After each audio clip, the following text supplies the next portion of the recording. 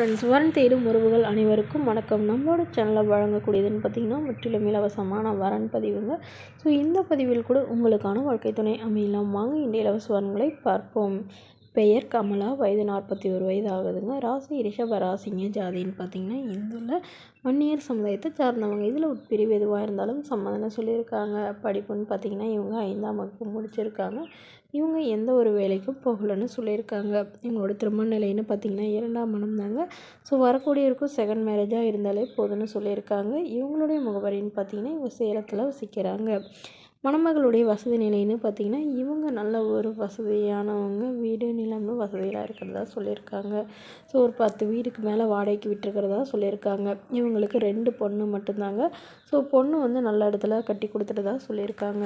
So இவங்களுக்கு திருமணமாகி குறுகிய காலத்திலே வந்து இவங்களுடைய கணவர் தவறிட்டதுனால இவங்க தனிமையில் தான் வசிக்கிறதாகவும் இப்போ இவங்களுடைய பொண்ணுங்களே வந்து இவங்களுக்கு மறுமணம் பண்ணுறதாகவும் சொல்லியிருக்காங்க.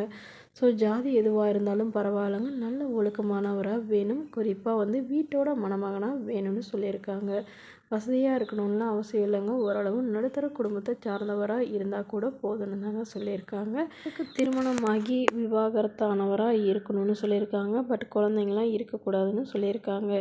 மேலும் இந்த மணமகள் தன்னோட ஃபோட்டோ கொஞ்சம் மறைச்சி போடுங்க, நேரில் வந்து கேட்குறப்ப ஃபோட்டோ கொடுத்துருங்கன்னு சொன்னதுனால ஃபோட்டோ கொஞ்சம் மறைச்சி போட்டிருக்காங்க.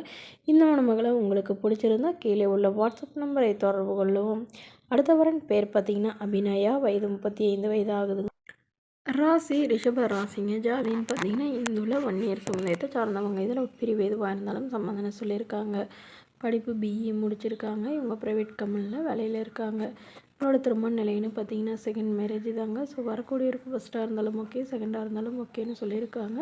இவங்களுடைய முகவரின்னு பார்த்திங்கன்னா கடலூரில் வசிக்கிறாங்க.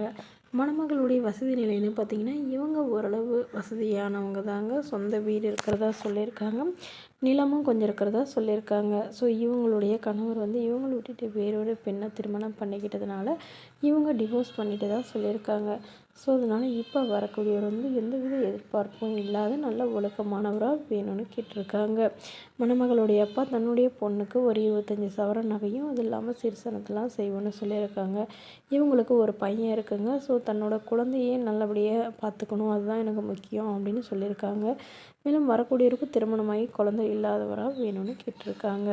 இந்த மணமகள் தன்னோட ஃபோட்டோ கொஞ்சம் மறைச்சி போடுங்க, நேரில் வந்து கேட்குறப்ப ஃபோட்டோ கொடுத்துருங்கன்னு சொன்னதுனால ஃபோட்டோ கொஞ்சம் மறைச்சி போட்டிருக்காங்க. மணமகனும் ஒரு டிகிரி முடித்தவராக இருக்கணும், ஏதாவது ஒரு நல்ல நிரந்தரமான வேலையில் இருக்கணும்னு சொல்லியிருக்காங்க. அப்படி இல்லை பிஸ்னஸ் பண்ணுற ஐடியா இருந்தாலும் நாங்கள் சப்போர்ட் பண்ணி தரோன்னு சொல்லியிருக்காங்க. இந்த மணமகளை உங்களுக்கு பிடிச்சிருந்தா கீழே உள்ள வாட்ஸ்அப் நம்பருக்கு உங்களுடைய முழு விவரங்களையும் எங்களுக்கு சென்ட் பண்ணுங்கள். நாங்கள் இந்த மணமகள் வீட்டாருக்கு அனுப்பி வைத்து இவங்களுக்கு ஓகேங்கிற பட்சத்தில் மணமகள் வீட்டாரின் ஃபோன் நம்பர் இலவசமாகவே வழங்கப்படுங்க. இதற்கு கட்டணமாக ₹1 கூட செலுத்த தேவையில்லை.